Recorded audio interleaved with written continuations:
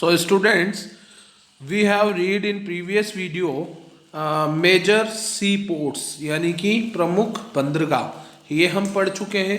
तो with the long coast line यानी कि जो हमारी जो लंबी जो कोस्ट लाइन है जो 7516 किलोमीटर जो है लंबी है उसकी बात हम करेंगे। तो India is a dotted with the 12 major यानी कि यहाँ पे 12 प्रमुख बंदरगाह और 200 जो है नॉन मतलब नोटिफाइड तो है लेकिन कम जो है उनकी प्राथमिकता या कम जो महत्व वाले मतलब थोड़े छोटे जिनको हम माइनर या फिर इंटरमीडिएट पोर्ट्स के नाम से जानते हैं। तो the major port handle the 95% of the India's foreign trade यानी कि भारत का अंदरूनी वो आंतरिक वो बाह्य यानी कि विदेशी व्यापार को लगभग 95% व्यापार को इन्हीं पोर्ट्स के द्वारा हैंडल किया जाता है। अब इसमें देखिए Kandla in Kutch was a first port develop soon the independence to ease the volume trade of Mumbai port यानी कि जो मुंबई पोर्ट के बाहर को जो कांडला कच्छ जो है वो उसको जो है डेवलप किया गया कब जो है क्या नाम से स्वतंत्रता के बाद में तुरंत जो है किस लिए the volume of trade on the Mumbai port in the walk of loss Karachi port यानी कि जब कराची के बंटवारे के दौरान कराची के चले जाने पर या कराची बंदरगाह के हट जाने पर जो क्या हुआ था इस कांडला को जो है डेवलप किया गया। ठीक है। और Kandla also known as the Deendayal port. अब इसको दीनदयाल पोर्ट के नाम से जानते हैं या फिर इज अ टाइडल पोर्ट। ठीक है, ज्वारीय बंदरगाह। इसके बाद में देखो the caters it caters to the convenient handle the exporting import exports and import of highly productive garment यानी कि जो मतलब जो उत्पाद है औद्योगिक उत्पाद है भारी भारी मशीनें हैं या फिर जो भी जो इक्विपमेंट्स है उनको इसी के माध्यम से एक्सपोर्ट इंपोर्ट किया जाता है। ठीक है।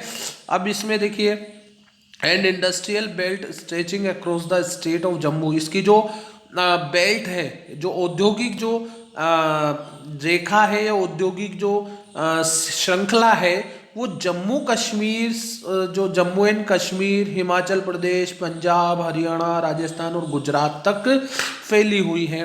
Mumbai is the biggest port. Mumbai सबसे बड़ा पोर्ट है। ठीक है। With the spacious natural well shelter harbours मतलब यहाँ पर जो है जो बंदरगाह जो है शेल्टर मतलब अच्छे जो है बने हुए अच्छा जो छत वाले जो है हार्बर्स है। फिर इसको क्या बोला जाता है the Jawaharlal Nehru port was plan with the view of decongest of the Mumbai port and the serve the hub port of the for this region. मतलब ये जो जवाहरलाल नेहरू पोर्ट है वो वेल जो है क्या नाम से वो प्लान इसको योजना या प्लान किया गया जो है किस लिए the Mumbai port view of the decongest. तो देखिए यहाँ पर हम बात करेंगे जो जवाहरलाल नेहरू पोर्ट है इसको बनाया गया इसको नियोजित किया गया किस लिए जो मुंबई पोर्ट की भीड़ को कम करने के लिए। ठीक है। और इसके बाद में देखो मारामागाव पोर्ट जो गोवा में है वो प्राइमर आयरन जो है किस लिए है प्राइमर आयरन और एक्सपोर्टिंग यानी कि जो इस्पात लोह इस्पात को एक्सपोर्ट करने के काम में लिया जाता है। This port account the about the 50% of India's iron और एक्सपोर्ट यानी कि जो लोह अयस्क के लगभग जो है 50% जो लोह अयस्क है उसको एक्सपोर्ट करता है। कहाँ पर new Mangalore port located in Karnataka. अब जो न्यू मैंगलोर पोर्ट है बंदरगाह है वो कर्नाटक में है जो क्या करता है एक्सपोर्ट करता है आयरन ओर को। कहाँ पर concentrate the Kudremukh mines from the ये वहां से लेकर के जो है कुद्रेमुख माइन से ये वहां क्या करता है एक्सपोर्ट करता है। अब इसके बाद में Kochi is the extreme south west port यानी सबसे जो है वहां पर बहुत विशाल जो है साउथ वेस्टर्न पोर्ट है कोची। ठीक है। जो locate at the entrance of the lagoon जो लगून के प्रवेश में ही स्थित है। कहाँ तक नेचुरल हार्बर्स यानी प्राकृतिक जो हार्बर के हार्बर यहाँ पर जो है। इसके बाद में देखिए moving along the east coast जो कि क्या करता है ईस्ट कोस्ट की ओर, यानी कि पूर्वी जो तटवर्ती क्षेत्र है उसकी ओर वो जाता है, ठीक है। You would see extreme south eastern port is Tuticorin जो है तमिलनाडु में है। अब ये तमिलनाडु का एक विशाल जो बंदरगाह है और यहाँ पर भी नेचुरल हार्बर है, रिच हिंटरलैंड है ना। इसके अलावा it was a flourishing the trade, handle a large variety of cargoes, मतलब यहाँ पर जो विशाल जो है कार्गोज हैं बहुत सारे, इसके अलावा वैरायटी है, इसके अलावा यहाँ पर बहुत जो है अधिक वो क्या किया जाता है, विशाल जो है जो व्यापार है उसको उन्नति करने का मौका मिला है, या फिर जो है व्यापार जो है उसके अंदर फ्लोरिशिंग हुई है या फिर जो है उन्नति हुई है, ठीक है। हम बात करेंगे आगे, ये हम प्रीवियस वीडियो में पढ़ चुके थे। इसके बाद में हम बात करेंगे इवन और the neighbouring country like Sri Lanka, Maldives etcetera.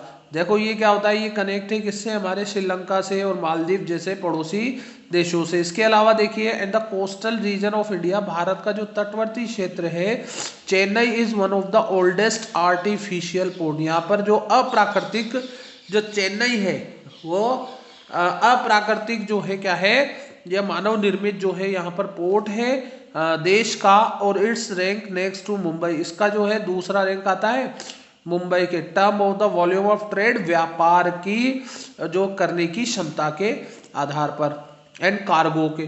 देखिए Visakhapatnam is the deepest land locked and the well protected port, यानी कि जो विशाखापट्टनम है वो सबसे सुरक्षित और जो है डीप लॉक्ड जो है वो क्या है, land locked, deepest land lock जो है बंदरगाह है। This port was originally convinced the outlet और फॉर द आयरन और एक्सपोर्ट, यानी कि जो बाहर जो है हमारे यहाँ लो इस्पात को एक्सपोर्ट करने के इसका उपयोग किया जाता है। अब आते हैं प्रायद्वीप। प्रायद्वीप पोर्ट लोकेट इन ओडिशा, जो प्रायद्वीप ये बंदरगाह है वो उड़ीसा में लोकेट है, वो स्पेशलाइज है काय में, आयरन ओर के एक्सपोर्टेशन में। फिर उसके बाद में Kolkata is the inland riverine port, यहाँ पे नदी बंदरगाह है, ठीक है। This port serve the very large and rich hinterland of Ganga Brahmaputra basin, यानी कि जो ये क्या है, ये विशाल जो क्षेत्र है वो गंगा जो ब्रह्मपुत्र के जो तटवर्ती क्षेत्र है वो ये इसी एरिया, इसी के बंदरगाह के जो है क्षेत्र के अंतर्गत आते हैं, या उन्हीं के अंतर्गत ये बंदरगाह आता है। बीइंग अ टाइडल पोर्ट, अब ये क्या है, एक जो है ज्वारीय बंदरगाह है। It is require the consent dredging in of Hooghly. Haldia port was the developed of subsidiary port in the order to relieve growing pressure on the Kolkata port, ठीक है। आगे हम बढ़ते हैं नेक्स्ट, अब बात करते हैं एयरवेज की। अब एयरवेज मतलब वायु मार्ग। अब the air travel today the fastest most comfortable and prestigious mode of the transport, मतलब जो हवा में ट्रेवल करना आज जो है सबसे तेज गति से, सबसे आरामदायक और सबसे शान से जो सवारी करने का जो अवसर प्रदान करता है वो है airway.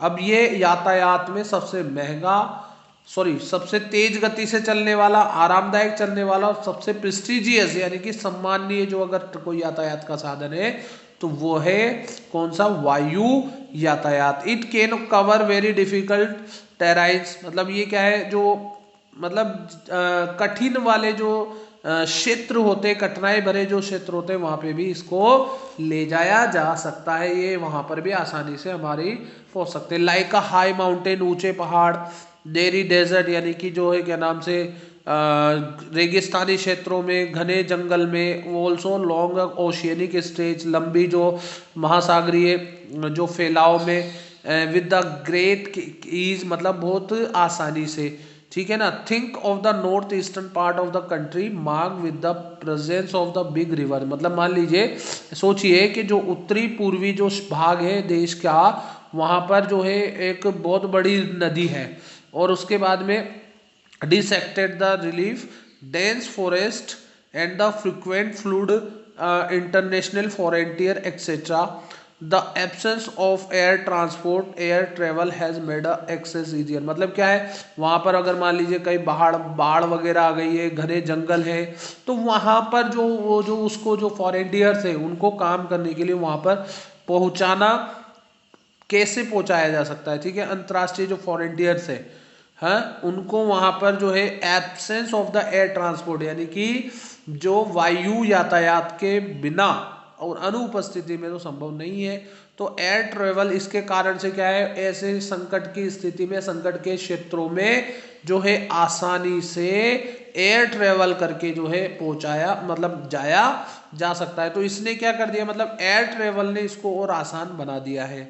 The air transport was nationalise इन 1953, यानी इसका जो राष्ट्रीयकरण किया गया इस यातायात का, वो किया गया 1953 में। Air India provide the domestic and international air service. जो भारत में जो एयर इंडिया है वो घरेलू और अंतर्राष्ट्रीय जो है एयर सर्विस उपलब्ध कराती है, ठीक है।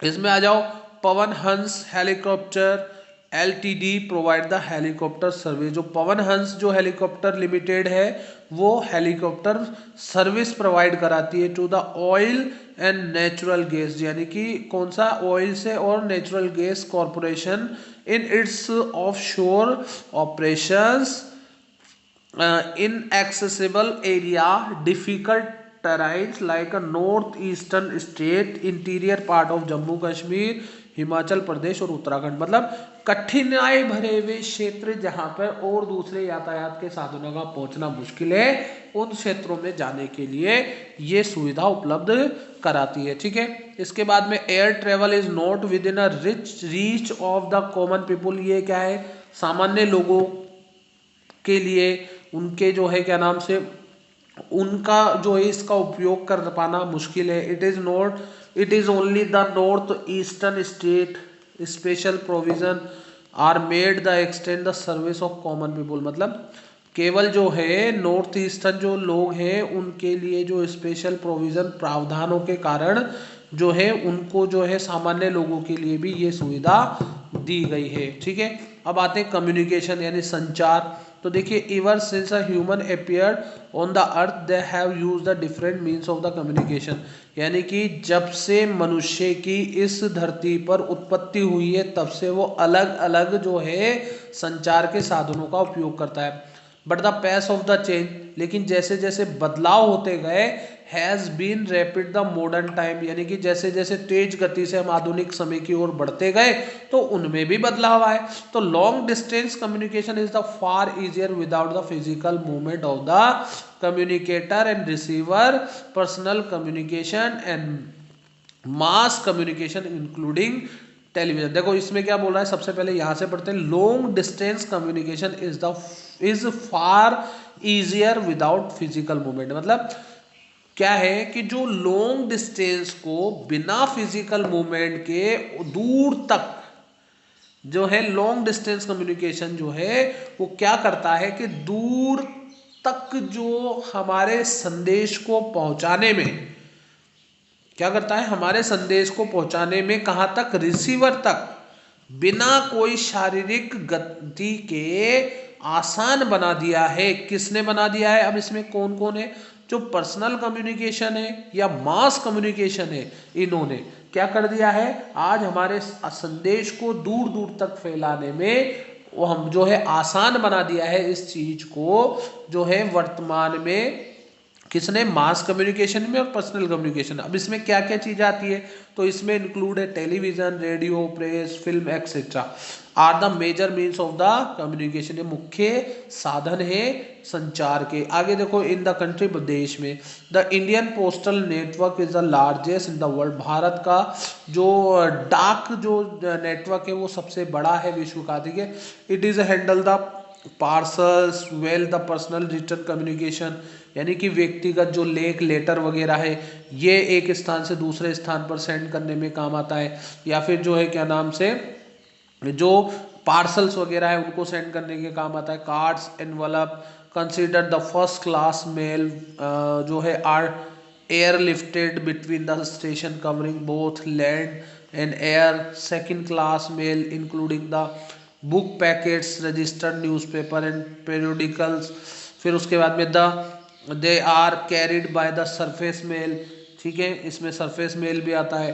कवरिंग द लैंड यानी कि जमीन से जमीन तक जो है ट्रांसपोर्ट के माध्यम से या जो है जल मार्ग के माध्यम से जो है जो चीज़ों को इधर से उधर पहुंचाया जाता है। To facilitate the quick delivery, इसमें क्या है, शीघ्र जो है क्विक जो है डिलीवरी भी होती है मेल्स की बड़े बड़े कस्बों में, शहरों में। 6 मेल चैनल्स, इसके 6 मेल चैनल्स हैं, उनको हम क्या बोलते हैं, दे आर कॉल्ड द राजधानी channels, metro channels, green channels, business channel या बल्क मेल या फिर channel of the periodical channels, ठीक है।